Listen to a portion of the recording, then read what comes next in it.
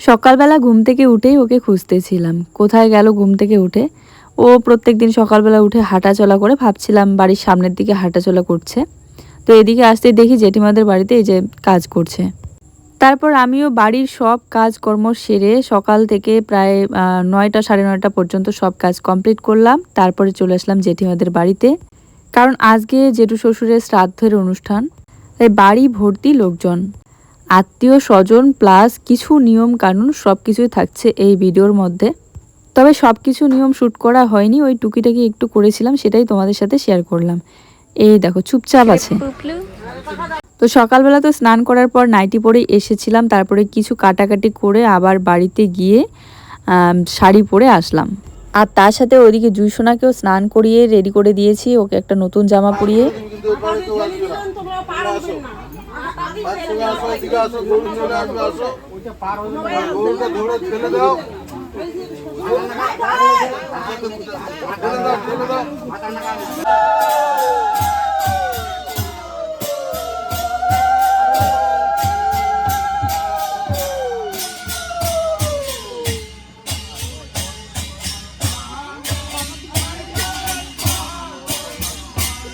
তো কিছু নিয়ম কানুন এখানে হচ্ছে, সেগুলো হওয়ার পর তারপরে কিন্তু বাড়ির সবাইকে একদম মানে শ্বশুরবাড়ির সবাইকে, যারা আমরা এতদিন পর্যন্ত অসুস পালন করলাম, তো আজকে থেকে যেহেতু অসুসটা উঠে যাবে, এই জন্য সবাইকে শুদ্ধি করার জন্য শুদ্ধি জল দিয়ে কিন্তু সবাইকে শুদ্ধি করা হবে, মানে শান্তি বলে। আর জুয়ের বাবা আর ভাইস্তা এদিকে মাছ ধুইতে ব্যস্ত, মানে মাছ ধুচ্ছে। আরও বাড়ির কিছু কাজ থাকে, মানে অনুষ্ঠান থাকলে তো বুঝতেই পারো অনেক ধরনের কাজ থাকে, শুধু বাড়ির বউদের না ছেলেদেরও কাজ থাকে, তো সেগুলোই করছিল সবার সাথে।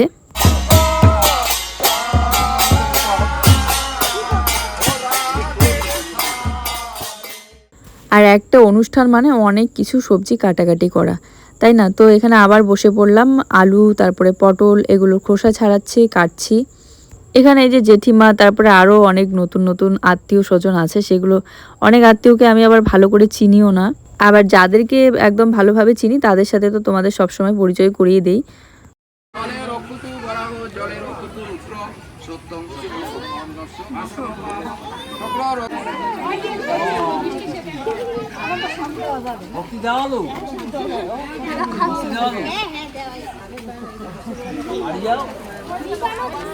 শোনো, তোর মাম্মি কোথায়? শোনো, কোন দিকে গেল?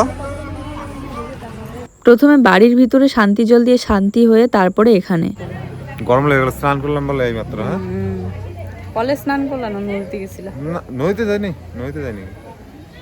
কলে মোটর। ভাত খাইছো? তারপরে জেঠিমার সাথে কোলাকুলি করলাম। এখানে দেখো সবাই কোলাকুলি করছে, আর জেঠিমা প্রচণ্ড কান্না করছিল। আমাদেরও ভীষণ খারাপ লাগছিল, জেঠু শ্বশুরের কথা খুব মনে পড়ছিল, মনে হচ্ছিল যেন এই আশেপাশেই আছে।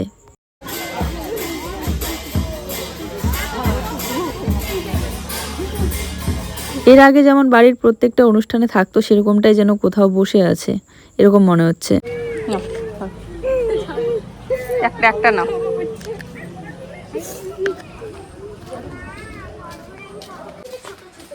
তো এটা হচ্ছে শান্তি জল, ঘরে ঢরে ছিটিয়ে দেওয়ার জন্য। এই জলটা কিছুটা জেঠিমার হাতে দিয়ে আর কিছুটা আমি নিয়ে আসলাম বাড়ির জন্য, কারণ বাড়ির ভিতরেও এই যে আমরা এতদিন যে অসুস্থ ছিলাম, জামা কাপড়ের মধ্যে নাড়াচাড়া হয়েছে, জায়গায় জায়গায় হাঁটাচলা করা, সব জায়গায় চারিদিকে একদম ছিটিয়ে দিলাম। দেওয়ার পর আবার চলে আসলাম এখানে। নিয়মগুলো তো এর আগে দেখেছি, কারণ ঠাম্মি শাশুড়ি যখন মারা গেল, যখন শ্রাদ্ধ অনুষ্ঠান হলো তখনও দেখেছি, আবার যখন জেঠু শ্বশুর আর এক জেঠু শ্বশুর মারা গেল তখনও কিন্তু শ্রাদ্ধানুষ্ঠানের সময় নিয়মগুলো কিছুটা দেখেছি। তারপরে কিন্তু আমরা বাড়ির সবাই হাতে হাতে ধূপ নিয়েছি। ধূপ নেওয়ার পর এখানে নাকি 7 পাক ঘোরানো হবে, মানে দাদা ওরা আগে আগে যাবে, তারপরে আমরা যাব। আর এই নিয়মটাকে কি বলে আমি ঠিক জানি না। দেখো এখানে কল্পনা দিদিও এসেছে, একটু আগেই আসলো। যেহেতু জায়গা অনেক কম, তাই কিন্তু প্যান্ডেলটা একদম যে রাস্তাটা আছে, আমরা যে বাড়ি থেকে বের হয়ে সোজা একদম পাকা রাস্তার মধ্যে উঠি, নারিকেল গাছের যে তলাটা, সেই মানে জেঠিমাদের বাড়ির এই যে সামনাটা, যেখানে গোয়ালি ঘরটার মতো থাকে সেখানটায়, সেখানেই কিন্তু প্যান্ডেলটা করা হয়েছে। তো এই জন্য জায়গাটা অনেক কম পড়ে গিয়েছে। তো যাই হোক, জুইয়ের বাবা আবার এদিকে চলে গিয়েছে বাজারে কি একটা নিয়ে আসার জন্য।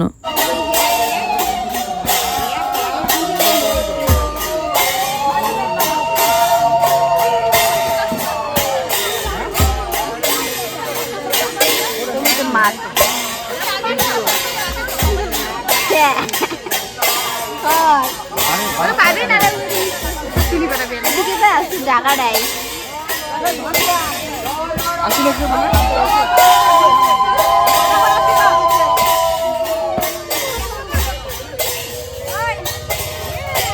তো এই ভিডিওটা আর একটু আগে যে আমি ভিডিওটা দিলাম এই দুইটাই কিন্তু একই দিনের ছিল, কিন্তু আমি একসাথে না দিয়ে আলাদা করেই দিলাম, কারণ আমার এডিট করতে না হলে অনেকটা দেরি হয়ে যাচ্ছিল। প্লাস আমি যেহেতু বাড়িতে ছিলাম না আর একটু ব্যস্ত ছিলাম, তো ওই কম মিনিটের আগে দিয়ে দিলাম, তারপরে বাকিটুকু আমি ভাবলাম এডিট করে দিয়ে দিই তোমাদের।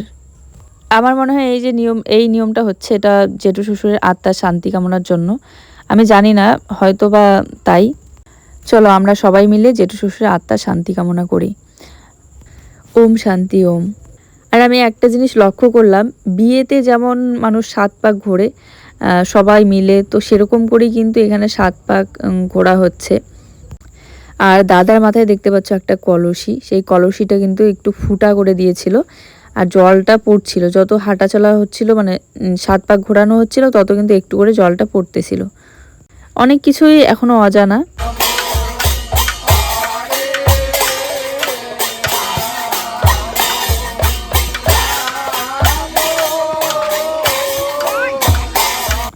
শ্বশুর বাড়িতে আসার আমার 5-6 বছর হলেও তোমরা যেমন এই নিয়মগুলো ছোট থেকে দেখো, জানো, শুনো, তো আমি কিন্তু সেরকমটা ছোটবেলা থেকে যেহেতু দেখিনি, শুনিনি, জানি না, তো এই জন্য অনেক কিছুই অজানা। ওই যতটুকু অনুষ্ঠানের মধ্যে কাউকে জিজ্ঞাসা করে জানতে পারি বা সবার মুখে মুখে শুনে জানি, এই 5-6 বছর ধরে যতটুকু জানি ততটুকুই তোমাদেরকে বলি। তো এখানে এই যে বড় দিদি, ছোট দিদি, জেঠিমা, কাকিমা, তারপরে আরও বাড়ির সবাই, এই মুহূর্তগুলো সত্যিই ভীষণ কষ্টকর, কারণ জেঠু শ্বশুরের শেষ কাজ হচ্ছে। তারপরে আবার ওই যে 1 বছর পর বাৎসরিক কীর্তন, বাৎসরিক অনুষ্ঠান। এই যে সাইডে দাঁড়িয়ে আছেন উনি কিন্তু আমাদের বড় জ্যাঠামশাই, মানে সবার বড় জেঠু শ্বশুর। জানি যে এই জিনিসগুলো ভিডিও করার মতো কিছু না, কিন্তু যেহেতু আমরা সারাটা দিনে সব কিছুই তোমাদের সাথে শেয়ার করি, আমাদের জীবনযাপনগুলো তোমাদের সাথে শেয়ার করি, তাই সব কিছুই তোমাদের সাথে শেয়ার করি। আনন্দ হলেও সেটা তোমাদের সাথে শেয়ার করি, আবার দুঃখ হলেও সেটা শেয়ার করি, আবার কষ্ট হলেও সব কিছুই কিন্তু শেয়ার করি। আর গতকালকের ভিডিওতে একজন কমেন্ট করে বলেছিল যে গিনিকে, মানে গতকালকে আমি গিনিকে দেখিয়েছিলাম, আর মাঝে মধ্যে ওরা আসলেই ভিডিওতে তোমরা দেখতে পারো যে জুয়ের সাথে খেলে। গিনি হচ্ছে আমাদের ভাগ্নি, মানে ছোট ননাসের, এই যে নীল শাড়ি পরা ছোট ননাস মানে দিদির মেয়ে।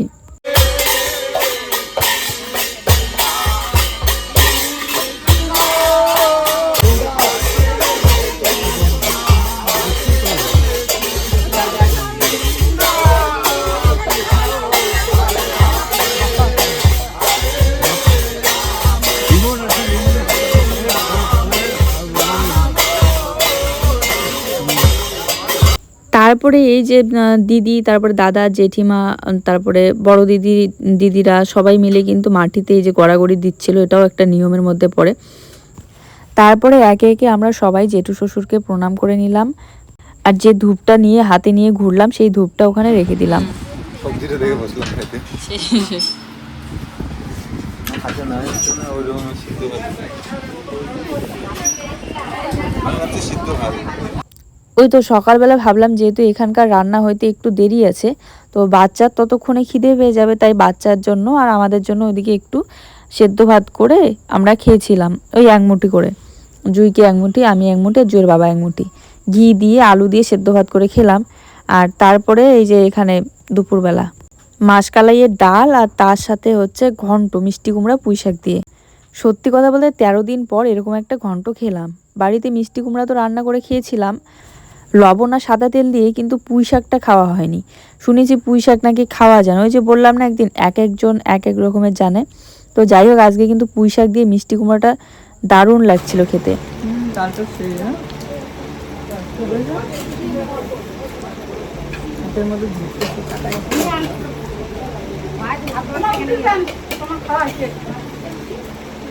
ডাল দাও তো, ডাল দাও।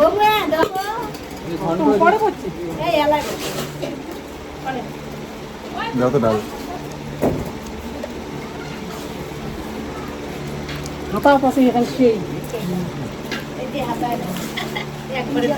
জুই ফার্স্ট, আমাদের আগেই ও খেয়ে নিয়েছে, তাই ওকে অনেক ডাকলাম, ও আর খাবে না বলছে। ও খেলছে, খেলাতেই ব্যস্ত জানো।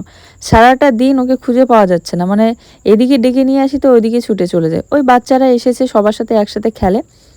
আর এই দুপুরবেলা বলতে এখন প্রায় ওই 2টার মতো এরকম বাজে। এই সময়টা যদি না খাই পরে, যেহেতু আরও এখনও অনেক কিছু নিয়ম বাকি আছে শ্রাদ্ধের অনুষ্ঠানের, ওখানে রান্না খাওয়া দাওয়ার আয়োজন হইতে অনেক যেহেতু নিয়ম বাকি আছে, তো রাতেই হয়ে যাবে প্রায়। তো প্রচণ্ড খিদে পেয়ে যাবে, তাই একটু করে খেয়ে নিচ্ছি এখানে বসে। আর সবার জন্য দুপুরবেলার জন্য কিন্তু রান্না হয়েছে আর এক জেঠিমাদের বাড়িতে, মানে অঙ্কিতাদের বাড়িতে। তো সেখানে বসেই আমরা খাচ্ছি। এই বারান্দা ওই বারান্দা মিলে পুরো 2টা লাইন। এদিকে ফোনে আমার একটু চার্জও নেই। আমি ওদিক থেকে দেখলাম, দেখি দেখি আমারটা দেখি, এদিকে আসলে দেখি না এদিকে দেখো। বাইকে করে চলে গেলাম মানুষকে। আমি যেহেতু সব সময় শাড়িটা পরি না, তাই অনেক দিন পর শাড়ি পরলে একটু অন্যরকম লাগে। সবাই বলে যে বা শাড়ি পরাতেই ঠিক আছে কুর্তি বা নাইটি পরার থেকে। যাই হোক, এখানে রাতের বেলা মানে সন্ধ্যার দিকে হবিষ রান্নার আগে আরও কিছু নিয়ম থাকে উঠোনের মধ্যে, সেগুলো হচ্ছিল, তবে সবটাই আমি শেয়ার করলাম না।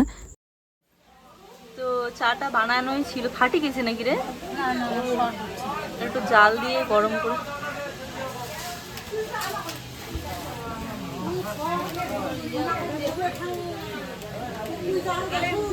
আজ আমি প্রথম থেকে একদম শেষ পর্যন্ত যত কাজ ছিল সব নিয়ম দাঁড়িয়ে থেকে থেকে দেখেছি। জুই তো আমার ধারের কাছে নেই, আর যেহেতু খেলাতেও ব্যস্ত, তাই বাচ্চাকে দেখার মতো আমার কোনো চিন্তা নেই। শুধু একটু করে লক্ষ্য করছিলাম যে কোথায় একটু পরপর, আর বাকি সব নিয়ম আজকে আমি দাঁড়িয়ে থেকে দেখতেছিলাম শুধু। তারপরে আত্মীয় স্বজন সবার সাথে গল্প করছিলাম, কথাও বলছিলাম। আর এদিকে এই যে চাটা ঢেলে নিচ্ছি, কারণ একটু আগে কীর্তন হলো উঠোনের মধ্যে। হবিষ রান্নার আগে এখানে একটা কীর্তন হয়েছিল উঠোনের মধ্যে, মানে তুলসী তলার এখানে। তো কীর্তনের দলের জন্য এখানে সবার জন্য চা ঢেলে নিচ্ছি, একটু গরম করে নিলাম। ঠিক আছে, বিস্কুট লাগবে না, এমনি চালে বিস্কুট লাগবে না। খালি চা। হ্যাঁ, নাই নাই নাই বিস্কুট না নাই, বিস্কুট না নাই, কম বলে বিস্কুট না নাই।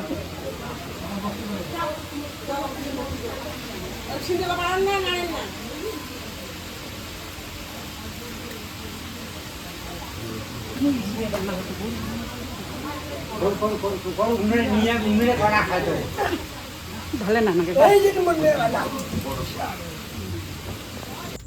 এর আগে হবিষ রান্নাটা দেখিনি সেইভাবে, যে কিভাবে হবিষটা রান্না করে, তো আজকে দেখলাম। এমনিতে শুনেছি যে হবিষ রান্না নাকি একদম মানে হবিষই বলে নাকি, হবিষ বলে জানি না, খিচুড়ির মতো টাইপের হয়। এদিকে এদিকে বাই দাও, বাই বাই বাই। তুমি থাকো, তুমি থাকো। হ্যাঁ যাই, হ্যাঁ যাও।